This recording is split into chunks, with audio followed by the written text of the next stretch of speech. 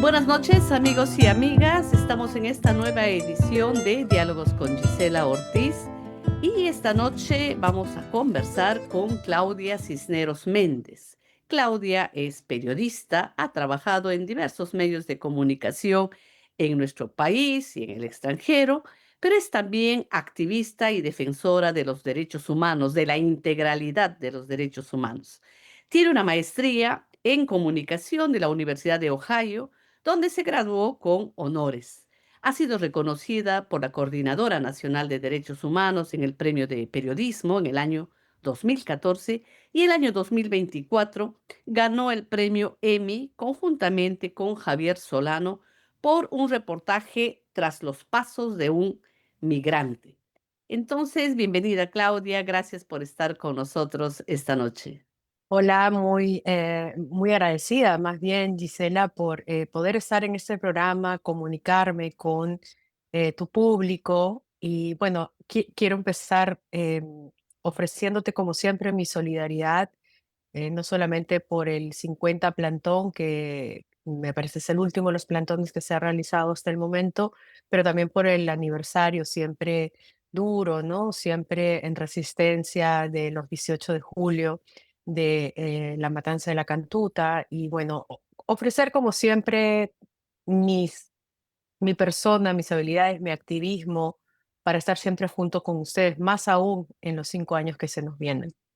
Y esa quisiera que sea mi primera pregunta. Estamos en un contexto político muy adverso para varios temas como los de memoria, de derechos humanos y también para nuestra propia democracia. ¿Cuál es tu lectura de este contexto político actual?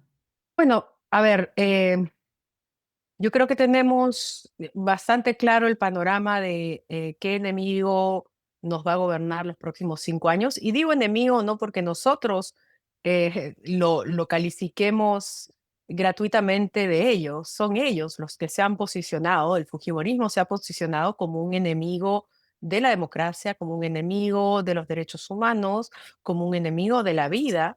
Y en ese sentido, creo que lo que estamos viendo ahora, en las últimas horas, en los últimos días, en las últimas semanas, es el Fujimorismo que hemos conocido siempre, ¿no? Con algunas de las mismas personas que acompañaron al genocida Alberto Fujimori, que hoy, digamos, son los brazos operativos de Keiko Fujimori. Entonces, yo creo que lo que podemos esperar es, desafortunadamente, más de lo mismo, más de lo único que ellos saben hacer, de la única manera en los que ellos saben tener el poder, que no es la manera, digamos, para la que está hecha la política en servicio del bien común. Ellos, el Fujimorismo, solamente sabe utilizar el poder para propio beneficio, para beneficio de sus financistas, de aquellos lobistas que los han acompañado. Y esto, digamos, ni siquiera lo digo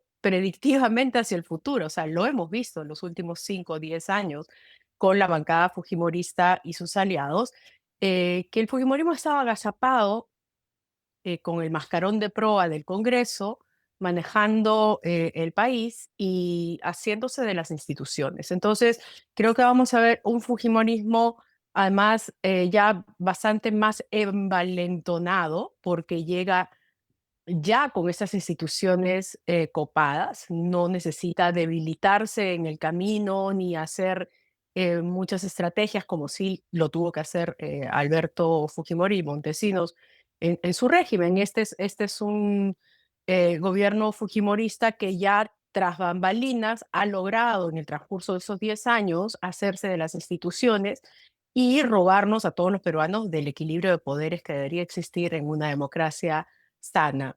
De otro lado, creo también que hay que considerar un aspecto emocional que quizás algunos analistas no lo consideran, pero el fujimorismo de Keiko, quizás a diferencia del fujimorismo de su padre, el keikismo es revanchista. es- El keikismo es abusivo, ¿no? Más abusivo incluso, no solamente de los temas legales e institucionales, ¿no? Es vengativo y persecutorio contra aquellas personas que simplemente han estado haciendo su trabajo, no digamos siquiera que son adversarios políticos, ¿no?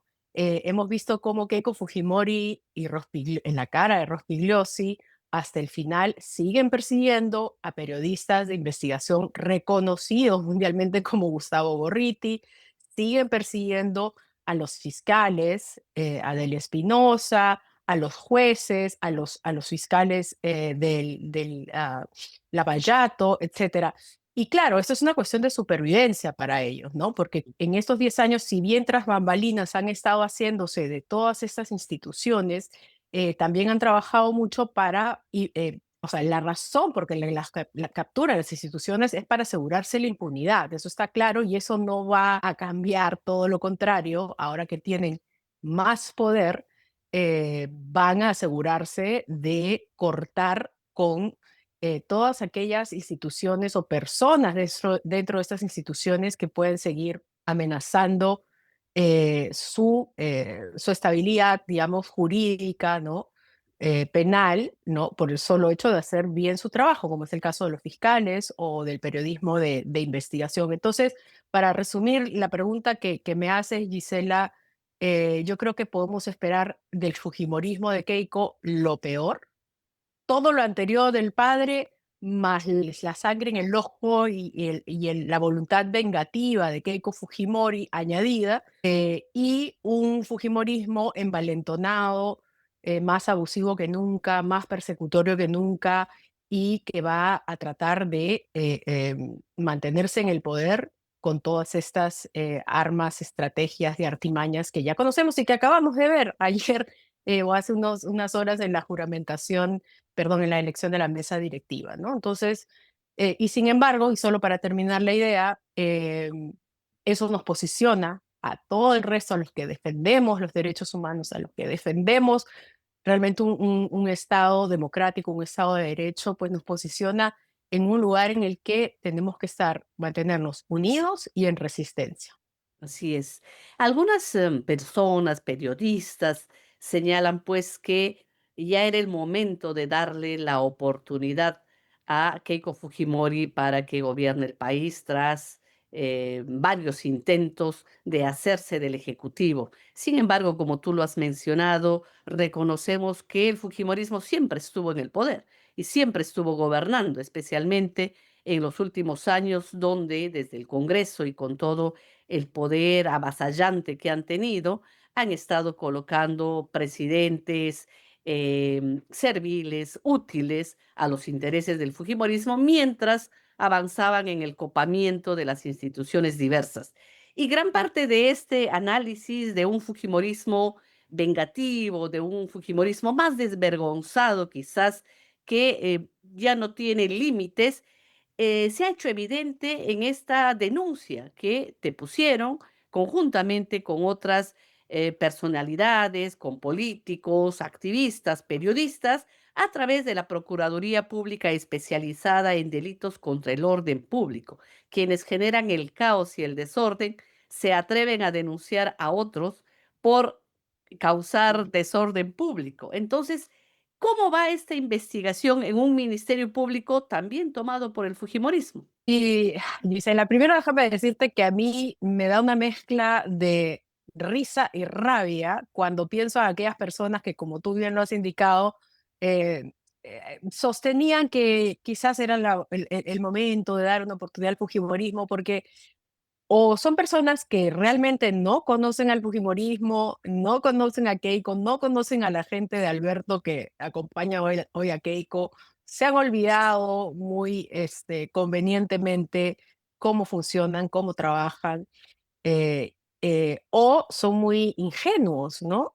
Y quien se dedica, digamos, sea desde el periodismo o desde la política y es ingenuo, no está haciendo su trabajo, ¿no? Entonces, eh, desde el primer momento en el que Keiko quedó como candidata para la segunda vuelta, y muchos hicimos campaña, evidentemente, porque no fuese ella a quien se le diera el voto, sino a cualquier otro. En este caso había resultado Roberto Sánchez, porque tenemos argumentos, ¿no? Porque teníamos y tenemos argumentos, no es gratuito, no es un odio a la persona o al partido siquiera, sino porque tenemos argumentos históricos, pasados y recientes de cómo se comporta el fujimorismo. Entonces yo no entiendo a la gente que viendo eso, viendo lo que estaba pasando hasta los últimos días de este Congreso, con las persecuciones como las que tú mencionas, todo esto liderado por Fujimorismo, ¿cómo podían creer que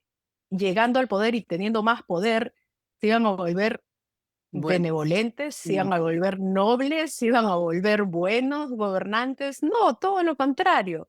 Eso por un lado. Y del otro, como tú mencionas, justamente en esos últimos días de ese congreso liderado por Fernando Rospigliosi, en el que se siguieron sacando leyes para dar impunidad a la policía y a los militares, etcétera, etcétera. También sale esta denuncia por supuesta perturbación grave del orden público. ¿Contra quiénes? Mira, contra comunicadores que ujú. somos independientes, no en el sentido político, que sí lo somos independientes, pero que no tenemos necesariamente una casa que nos albergue, ¿no es Vínculo cierto? laboral con alguna empresa. Exacto, ¿no? Que digamos, entonces escogen, creo yo, gentes que tenemos seguidores, que tenemos, digamos, algún tipo de audiencia y que tenemos una imagen de líder de opinión, ¿no? Como los otros compañeros y compañeras que están en la denuncia, y también a políticos y a activistas, por el solo hecho, y si uno se toma el trabajo de leer las poquitas hojas, porque son muy poquitas hojas de esta denuncia, por el solo hecho de hablar de organizarse para ir a las marchas, de organizarse para hacer resistencia. Entonces, allí, ¿cuál es el objetivo? ¿No? Porque todo lo que ellos en esa denuncia supuestamente argumentan es demasiado débil, tanto así que ha ido pasando de una fiscalía a otra, se lo han ido peloteando. La primera fiscalía donde yo dijo, no, yo me inhibo, la paso para allá. La segunda dijo, yo también me inhibo, no me corresponde, pero en esa fue bien interesante porque la fiscal de esa fiscalía dijo, yo no encuentro en los sustentos que ha dado en esta denuncia nada que realmente se condiga con la acusación que se está haciendo, ¿no? Y así hasta ha pasado hasta por dos y tres fiscalías. Pero para mí el mensaje aquí era el amedrentamiento o el intento de amedrentamiento. Y el mensaje es, si ustedes se atreven a estar organizando marchas, a estar llamando al pueblo a que se movilice, entonces les va a caer su denuncia. No importa si luego la denuncia se cae, pero ya te Luego metieron no. en un lío, te dieron, tienes que invertir tiempo, dinero, etcétera, etcétera, ¿no? Ahora, creo que se equivocaron con las gentes a quienes eligieron también, porque somos todos gente que hacemos activismo de pura convicción, por pura convicción, ¿no? Precisamente hasta lo hacemos de manera individual porque em, digamos, no, lo único que nos guía es este amor y esta pasión por el país y por intentar contribuir de algún modo. Entonces, ha sido muy alentador ver cómo todas las personas que están incluidas en esta denuncia igual han seguido diciendo lo que tenían que decir y han seguido dando sus opiniones, ¿no? Es decir, demostrando que no nos van a amedrentar, ¿no? Que esa no es una vía por la cual van a obtener nuestro silencio, ¿no? Entonces, bueno, esa denuncia ha recalado finalmente una fiscalía donde nosotros, y digo nosotros, cada uno individualmente, pero todos estamos demandando lo mismo, que es el archivamiento, porque no tiene ningún tipo de sustento más allá de que diga que se trata de organizar marchas o de activarse para movilizarse, etcétera, etcétera. Y sin duda también el fujimorismo, quienes ya lo conocemos, así lo hemos vivido, así como se encarga de copar todas las instituciones para manejar las decisiones políticas, para afectar derechos, usa también esta herramienta del Ministerio Público, lo hizo en la época de Blancanelli da Colán, y por eso ahora han puesto a Ladino Galvez como el fiscal de la nación en estas denuncias contra opositores al régimen, activistas de derechos humanos, periodistas independientes, como una forma de silenciar, porque para muchos, sin duda también, tiene un efecto de miedo. Y creo que también parte de esta estrategia que se han visto en las campañas electorales anteriores, pero quizás con mucha más fuerza en esta campaña, es cómo administra el miedo de la gente. Y la ciudadanía sigue teniendo miedo, por supuesto, al comunismo, al socialismo y todos los ismos que nunca hemos tenido, que no hemos tenido ni siquiera en América Latina, pero empiezas a comparar con lo peor desde el punto de vista económico y nadie quiere, por supuesto, vivir en una angustia más de cómo buscarse los recursos económicos para sobrevivir.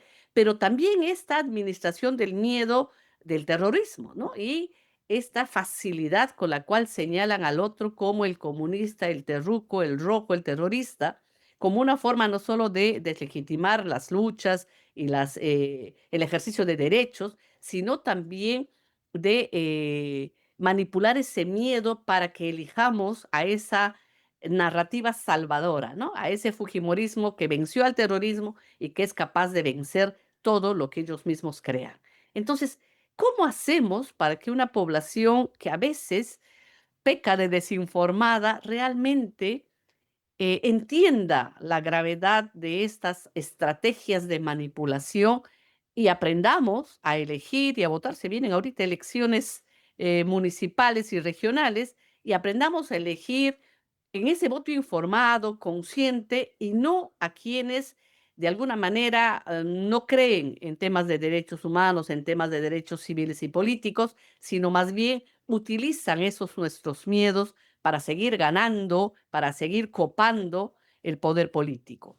Sí, sí, es totalmente cierto. Lo hicieron durante la campaña durante la primera y más aún durante la segunda vuelta, pero también recordemos que el Fujimorismo y sus aliados durante el estallido social y las protestas criminalizaron, terruquearon, asesinaron, persiguieron, ¿no? a dirigentes, activistas, a personas, digamos, que venían de los pueblos del sur, organizándose, etcétera. Entonces, digamos, el terruqueo de algún modo se intensificó durante esos gobiernos títeres que, como sabemos, fueron avalados además por el Fujimorismo mismo. Em, y ciertamente en la segunda vuelta el tema del comunismo también pesó muchísimo. Y tú me preguntas cómo hacemos para revertir ese tipo Mm, de estrategias de miedo. Es bien complejo porque creo que quienes no siguen la política diariamente, de manera cotidiana, como sí podemos hacerlo nosotros los activistas, los periodistas, los políticos, son más fáciles de manipular, ¿no? Gente que de pronto solamente comienza a inmiscuirse en política cuando son las elecciones.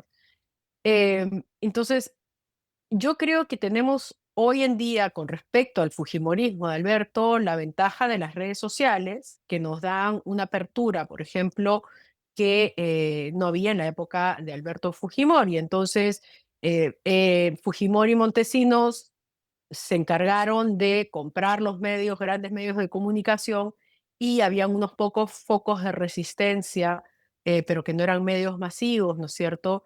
Em, contra la dictadura fujimorista. Hoy en día eso está un poquito más abierto porque tenemos redes sociales que también pueden ser usadas así es. a favor y en contra, ¿no? Pero creo que por un lado vemos cómo la resistencia periodística, la resistencia activista, la resistencia política independiente está sobre todo en las redes sociales, no está en los medios corporativos, en los medios masivos de comunicación. Lo hemos visto claramente también en las últimas dos, o sea, en las primera y segunda vueltas. Em, pero no basta, ¿no es cierto? No basta las redes sociales porque también hay mucha gente que anda ocupada en su vida tratando de sobrevivir y no está todo el día, ni siquiera tendrán cuentas de redes sociales. Entonces creo que también hay que hacer un trabajo de campo, Ujú, ¿no? Hay que organizarse para hacer piquetes informativos, trabajos en donde se va a aquellas zonas, ¿no? Donde podemos llegar a personas que no necesariamente, como digo, siguen la política de manera cotidiana y a las que se les puede ir, digamos, informando, ¿no? Informando de manera clara, concisa, pero es un trabajo de campo. Yo creo que no hay otra forma porque en los medios masivos no nos podemos apoyar. Sabemos que son contrarios y siempre van a estar con el poder y pues nosotros los activistas tampoco es que tengamos no tenemos financiamiento como para hacer grandes cosas, pero sí nos tenemos a nosotros, tenemos nuestra organización, tenemos a las personas, tenemos la convicción. Yo creo que esa es una tarea que nos falta todavía realizar, ¿no? Hacer trabajos de campo, que era algo que anteriormente hacían los ¿qué más? partidos, ¿no? Sí, Los claro. partidos políticos, pero ya pues habiéndose casi disuelto realmente el concepto de partido y de sus funcionalidades, quizás ese es un espacio que los activistas podemos coger y ocupar, ¿no? Haciendo estratégicamente trabajo de campo, ¿no? Ujú. Y tú has trabajado en varios espacios periodísticos, comunicacionales, aquí en nuestro país, y quizás conozcas más de cerca cómo funcionan un poco los intereses de los grandes empresarios de las telecomunicaciones, porque en cada campaña electoral ellos se comprometen políticamente con un partido, y casi siempre es el Fujimorismo. ¿Cómo entendemos también esta relación y este involucramiento de estos empresarios con esta política nacional para que influyan de alguna manera también en los electores, ¿no? Como lo hacen en las campañas electorales, pero también en la manera como se maneja la información, cómo se informa, cómo se decide qué se informa y qué no se informa, y cómo de alguna manera anulan también a las otras opciones políticas que no tienen espacios en los medios de comunicación masivos o nacionales, ¿no? Entonces, ¿cómo funciona toda Ujú. esta empresa que de alguna manera toma decisiones, me imagino yo, en función también a sus intereses económicos en cada campaña electoral? Sí. Mira, yo creo que el problema no es tanto que tomen partido por un candidato o candidata, porque en otros países democráticos del mundo hay medios de comunicación bastante, digamos, respetados, que Ujú. toman posición, pero lo dicen abiertamente y no lo Claro, esconden, no lo ¿no? Yo creo tapan. que el problema es eso, o sea, uno no lo esconde, sino abiertamente dices, yo voy a tomar posición por este candidato. Tomar posición por un candidato o candidata desde el periodismo no significa hacer lo que hacen los medios en el Perú, que es, además de esconderlo, hacen trampa porque tergiversan la verdad, deforman la información, eh, mienten directamente sobre el otro candidato.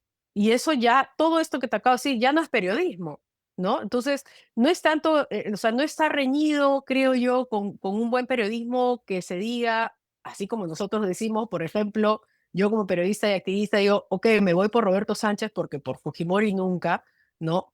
Pero yo no voy por ahí deformando la realidad, ¿no? O inventándole cosas a la candidata. No necesitamos, porque hay tantas cosas de la propia realidad em, factuales, ¿no? Entonces, yo creo que el problema, es dos cosas, ¿no? En el Perú, uno es ese, ¿no? Que hay una mala tradición del periodismo masivo, corporativo, de tomar posición de esa manera y de jugar sucio contra el candidato con el que ellos nos están alineando, que eso ya deja de ser periodismo. Pero además, yo también quiero hacer un llamado de atención a las personas, a los y las periodistas, les periodistas que trabajan en esos medios, porque cada uno dentro de su pequeña, mediana o gran función dentro de un medio de comunicación puede hacer una diferencia,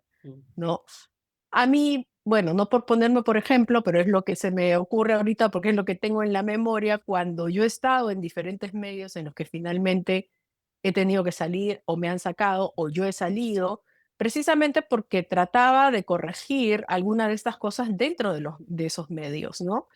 Y claro, también es, digamos, te juegas tu trabajo, te juegas tu ingreso, pero, digamos, si eres un periodista, una periodista consciente de qué es el periodismo, que debe ser un bien al servicio del bien común, un servicio al bien común y que debe ser buscando siempre la verdad, etcétera, y decides callarte por mantener un ingreso por miedo a que te voten, entonces ya no estás haciendo periodismo, ¿no? ujú. Eres, no sé, un empleado a Empleado más. sueldo más, ¿no? Es más, hasta peor que eso, ¿no? Yo creo que estás traicionando la profesión y te conviertes prácticamente en un mercenario, ¿no? Te pago para que tú escribas o digas esto o dejes de decir esto otro. Y yo creo que en los últimos tiempos, desafortunadamente, no hemos visto gente muy valiente en esos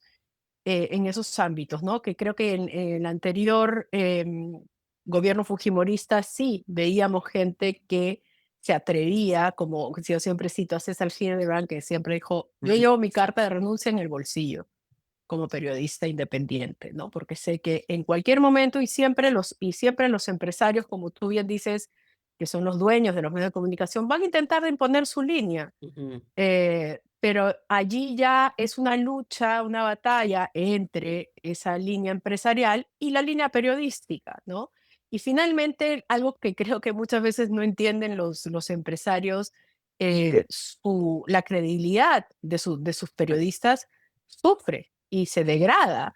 Y un periodismo sin credibilidad termina siendo un periodismo rechazado, ¿no? Por más de que seas un medio de comunicación, ok, seguramente no te va a hacer demasiado efecto económico, pero probablemente si tuvieras periodistas independientes donde la gente sabe que dicen la verdad y que no mienten, que no tergiversan, tuvieran muchísimo más seguidores que lo que tienen, que hoy también son plataformas ya en camino a la extinción, ¿no? Así es, así es. Y que poco a poco ellos mismos han ido haciendo que la gente los rechace, ¿no? Desde esa Exacto. posición y desde esa manipulación de la información también. Entonces, Claro, y el por eso día- la gente se va, perdón, a sí, los programas en Internet, ¿no? así Y es, así es. a los equipos periodísticos en Internet como IDL Reporteros, Ojo Público, Epicentro, Huayca, La Epicentro, Mula, La Mula, o sea, cada vez son más, ¿no? Convoca, La Encerrona, que no es lo mismo que los streamers, ojo, ¿no? Porque claro, los claro. streamers suelen no ser periodistas y bueno, sí, dan su opinión, etcétera, pero hay ahí una diferencia, ¿no? Entre dar tu opinión y seguir algunas pautas, ¿no? Muy centrales para el periodismo, ¿no? Que es la rigurosidad, la comprobación, cruzar fuentes, etcétera, etcétera, ¿no? Sí, así es. Y el día de hoy estamos empezando un régimen fujimorista ya desde el poder ejecutivo, ya desde esta retoma del poder, ¿no? Casi desde copamiento, ¿no? Teniendo también además ya la presidencia del Senado de manera cuestionable, como siempre suele ser el fujimorismo. ¿Cuáles crees tú que pueden ser los riesgos que se van a vivir para los activistas, para los periodistas independientes, para los líderes de opinión en este nuevo régimen? ¿Qué nos puede esperar con el fujimorismo en esta nueva etapa? Lo peor, desolación. Yo soy vestida hoy de negro a propósito porque Pinta. para mí hoy, y creo todos lo sentimos así, los que queremos al país y sabemos un poco lo que se viene, no es un día de celebración, es un día de luto. Es un día que esperábamos que nunca llegara. Y no por odio, sino por amor al país, porque sabemos que el fujimorismo va a destruirlo todo. Ya empezó esa destrucción en los últimos años y ahora con el poder casi absoluto que tienen desde el Ejecutivo, no podemos esperar otra cosa a más abuso, pisoteo de derechos, persecución política, eh, la tergiversación de la historia, el reescribir la historia, que ya vienen también de algún modo diseñándolo, ¿no? Con el LUM, con la CBR. Entonces, estoy de negro, estoy de luto porque es un día triste, creo yo, para el Perú, ver que toma el mando una persona absolutamente antidemocrática, vengativa, que no tiene al país en prioridad para su servicio, pero también tengo los labios rojos, Mm, como nuestra sangre y como nuestra bandera, porque yo creo que son años en los que la resistencia va a ser clave y en la que la resistencia, tanto de periodistas, de activistas, tiene que mantenerse unida. Mientras más unidos estemos, más posibilidad tenemos de combatir todo aquello que se nos va a venir, ¿no? Además, conocemos perfectamente cómo funciona el fujimorismo, en el sentido de que no necesariamente van a actuar, digamos, abierta y descaradamente, aunque este último fujimorismo lo es bastante más, pero saben hacer sus estrategias, ¿no? Sus estrategias, sus leguleyadas, donde a veces no queda muy claro, ¿no? Para una persona u otra. O sea, a lo que me estoy tratando de referir es que puede que haya momentos en los que sea confuso saber quién tiene la razón o a quién defender, y yo creo que en esos momentos son los momentos en los que todos tenemos que permanecer unidos. Y te lo digo como ejemplo por la denuncia que me pusieron a mí, como el extracto que sacan de uno de los programas de emergencia que hice por la segunda vuelta, es el extracto donde yo digo que las calles van a arder si es que el fujimorismo hace trampa en la segunda vuelta, como lo hizo en el año 2000 el fujimorismo de Alberto Fujimori. Y te tengo que decir honestamente que no recibí respaldo de inmediato. Mucha gente se demoró, ¿no? En dar el respaldo, incluso sé que algunos dijeron, pero ¿para qué dice eso, Claudia?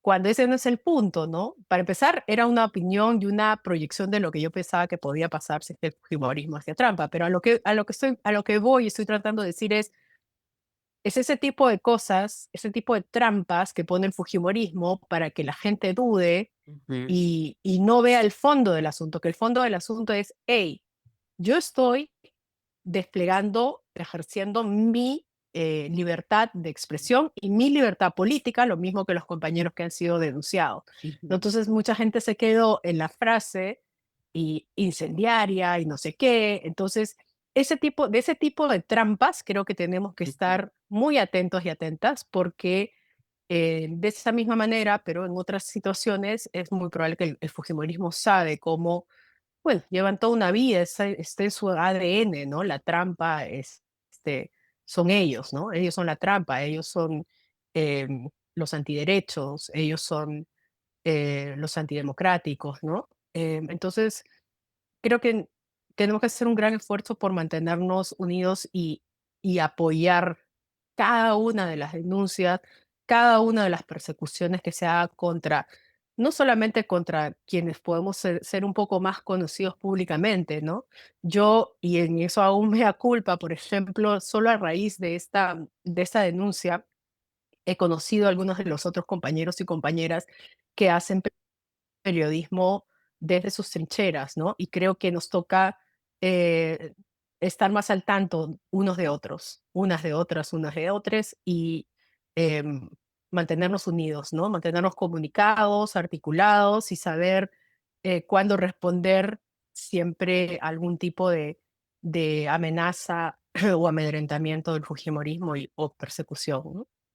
Y sin duda también para estos tiempos difíciles que se nos vienen, hace falta la solidaridad, ¿no? Como esta práctica permanente, vigilante de lo que le pasa al otro. Si no nos cuidamos entre nosotros, creo que podemos lamentar más adelante lo que vaya a suceder. Y no lo decimos desde el sentido catastrófico, sino desde lo que conocemos, lo que es el Fujimorismo y cómo opera.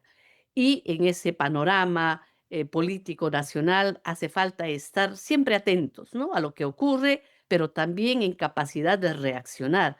Y creo que gran parte de este resultado de las segundas vueltas a muchos de nosotros y nosotras también nos entró una depresión tremenda, porque era un panorama que no lo habíamos pensado, nunca hubiésemos imaginado retroceder tanto en materia de derechos, por ejemplo, y que nos indigna, y lo hemos dicho en repetidas oportunidades, que la hija de un dictador, de un corrupto, de un violador de derechos humanos, y que ha sido parte de ese gobierno, y que además ha demostrado no ser demócrata para nada en los últimos años, esté ahora gobernando el país, nos duele, nos indigna.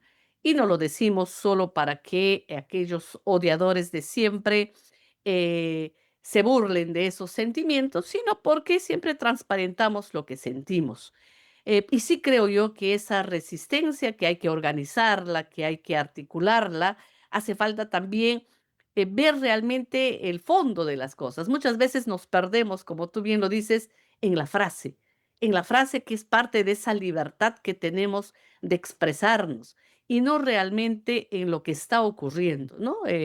Lo vivimos nosotros también en muchas de las cosas que hacemos y decimos, que se han encargado pues de administrar también el miedo a través de algunas frases que le quitan contenido, la transforman para asustar, para alejar, ¿no? Y ahí creo que hay que ser mucho más inteligentes también para darnos cuenta de qué es lo que nos une, por qué debemos estar realmente fortalecidos en una unidad que sea capaz de accionar, ¿no? Que sea capaz de salir, de responder, ¿no? Entonces, sí Sí, creo que eso es necesario ahora mucho más que antes, porque son 5 años, al menos 5 años. Yo creo que no se van a ir sí. 5 años, pero hay que estar preparados.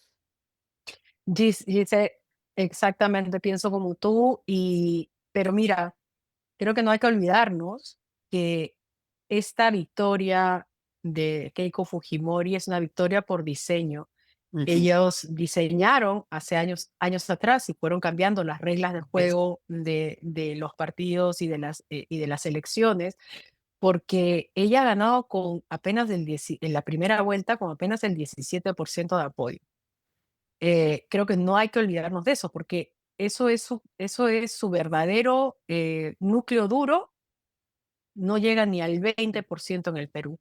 Hay muchísima más gente que está en contra de ella y ella no en vano, ella tenía un antivoto muy alto y que bueno, en la segunda vuelta, tal como dices, porque administraron el miedo, porque el comunismo venía, etcétera, etcétera, llega a tener esta victoria. Pero en algún momento ellos, sabiendo que año a año Keiko Fujimori, elección tras elección que perdía, iba perdiendo respaldo, han tenido que sentarse a diseñar una manera de que en la elección ella tuviera oportunidad de pasar una segunda vuelta con un número tan bajo. bajo.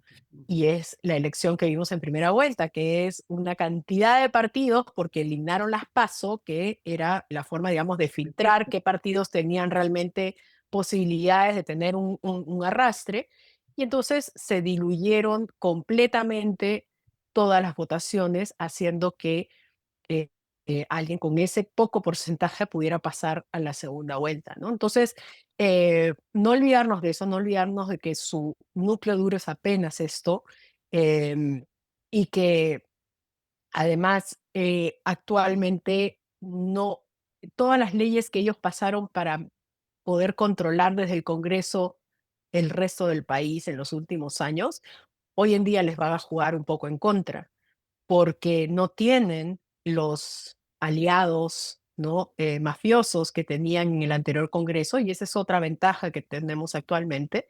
Entiendo que en diputados, además de tener la mesa directiva, son 74 votos contra 56, si no me equivoco. Y claro, y en Senado sí hay 30-30, ¿no? excepto la tránsfuga que aparentemente es la señora Silvana Robles, y se está haciendo ya esa investigación, pero que hemos visto además en esa votación por las mesas del Congreso, por la dirección de la mesa del Congreso, nuevamente lo que es el fujimorismo, ¿no? No solamente no dejaron entrar a la prensa Ujú. para que no pudieran filmar las votaciones que el grupo opositor había convenido que iban a ser transparentes Pública, y públicas. La señora Chacón desde la mesa se la pasó amenazando a los nuevos asustando. congresistas, asustándolos, diciéndoles que si mostraban el voto serían pasibles de una sanción constitucional, cosa que es absolutamente mentira. Y el mismo Fujimorismo lo ha hecho antes, Así y es. ahí están los videos para demostrarlo. Em, y luego el voto de un tránsfuga que rompió ese 30 por 30, ¿no? Entonces, eh, yo tengo bastante confianza en algunas de las personalidades que han entrado al Congreso y que sabemos que van a respetar, hacer respetar los fueros y los derechos, pero claro, estamos ante un enemigo no solamente Mafioso. avasallador, sino mafioso, y que tiene mucha experiencia Así es. en ser mafioso, Así es. ¿no? Entonces no podemos confiarnos ni medio milímetro, ¿no es cierto? La señora Chávez salió a decir que todo había salido como ellos esperaban, o sea que eso también ha sido diseñado, ¿no es cierto? Obviamente para jalarse de los 30 votos, porque claro, si quedaban 30-30, al final iban a tener que conversar Dividir. para hacer una lista única, ¿no? Pero el Ujú. fujimorismo no, ellos querían todo el Senado para ellos, ¿no? Entonces, yo creo que ahí, en ese sentido, también tenemos que estar apuntalando siempre a nuestros diputados y senadores que están defendiendo lo mismo que nosotros en las calles, ¿no? Eso. Gracias, Claudia, por conversar con nosotros esta noche. Y sin duda vamos a tener que seguir conversando a lo largo de todo este tiempo, cómo va la política nacional, cómo va la situación personal y colectiva. Y estaremos atentos, atentos siempre a lo que nos toque hacer. Muchas gracias por estar con Ahí nosotros. vamos a estar, mira, Gise, solo para terminar, eh, algo en lo que los fujimoristas puedan contar es en que no les vamos a regalar el país fácilmente. Para su desgracia, somos muchos, estamos unidos y vamos a estar respondiendo a cada una de sus artimañas, de sus ilegalidades y de sus estrategias mafiosas. Eh, Pueden contar con eso, Así es, ahí seguiremos de pie siempre. Gracias. de pie siempre. Muchas gracias, amigos y amigas, por acompañarnos, por escucharnos, por vernos, por ver todos los programas anteriores también de Diálogos con Gisela Ortiz a través de Radio Jaragui. No se olvide usted que puede visitar la página web de Radio Jaragui, ahí va a encontrar también una tienda virtual con algunos emprendimientos que están ahí. Visibilizados sus productos, si usted los quiere adquirir también y ayudar de alguna manera a estas mujeres emprendedoras. Y también puede ayudarnos a hacer que este programa sea sostenible.